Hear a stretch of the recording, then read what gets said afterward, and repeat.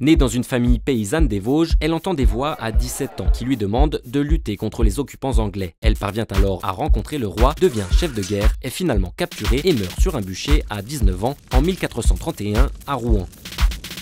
Voilà très résumé l'histoire de Jeanne d'Arc. Depuis, elle est une figure populaire. Au cours de l'Ancien Régime ou de la Révolution, on se remémore son courage et son destin fascinant. Mais c'est à la fin du 19e siècle que son mythe, récupéré par les élites du pays, prend une dimension majeure. En 1870, la France est vaincue par la Prusse. Elle se raccroche alors à cette figure héroïque et martyrisée. La guerre de 1870, c'est vraiment un traumatisme pour la France, puisque c'est non seulement la défaite militaire, mais c'est aussi la perte de 3 départements à l'est de la France qui sont annexés par l'Allemagne.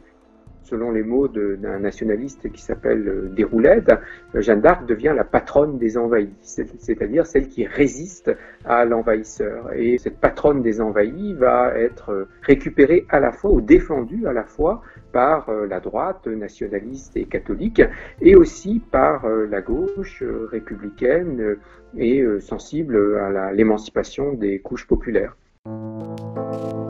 C'est à cette époque que sont élevées de nombreuses statues de Jeanne d'Arc, et notamment celle-ci, située place des Pyramides à Paris, dont nous reparlerons un peu plus tard. Le culte de Jeanne d'Arc reste important au début du XXe siècle. En 1920, elle est même canonisée par l'Église, qui fait donc d'elle une sainte. Et la Troisième République instaure une fête nationale en sa mémoire, le 2e dimanche de mai. Il faut ensuite attendre la Seconde Guerre mondiale pour observer un regain de sa popularité, mais avec des visions contradictoires.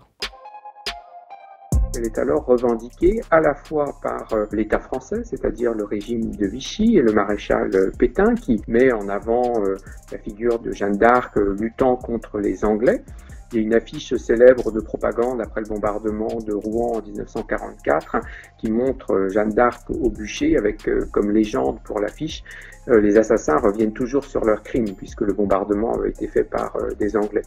Et puis d'autre part, la figure de Jeanne d'Arc est bien sûr aussi revendiquée par le général de Gaulle et par la France libre qui voit en elle celle qui a résisté et qui a su mettre en déroute les occupants. À l'issue de la guerre, la dévotion portée à Jeanne d'Arc s'atténue. Mais un homme va la faire à nouveau émerger dans l'espace politique, Jean-Marie Le Pen. À la fin des années 1970, il fait en sorte de s'accaparer cette figure nationale en organisant un événement annuel.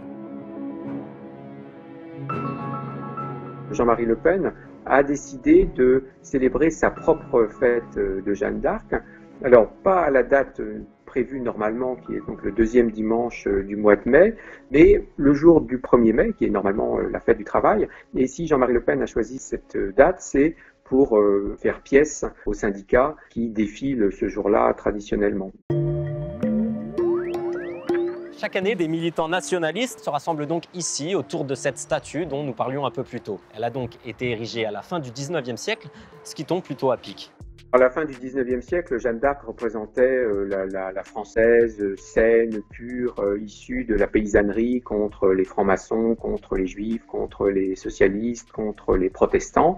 Et finalement, c'est un peu cet imaginaire qui est repris. Jeanne, au secours !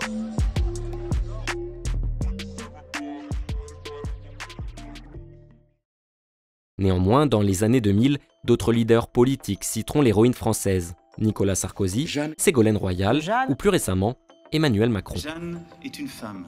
Il y a une volonté de retrouver un récit national qui ne soit pas laissé à l'extrême droite et qui ne soit pas non plus tourné uniquement vers la déploration, vers la pénitence, mais qui tourne aussi autour de la mise en avant de figures positives. Et de ce point de vue-là, Jeanne d'Arc est une figure tout à fait séduisante, intéressante, fascinante et qui continue d'inspirer à bien des égards.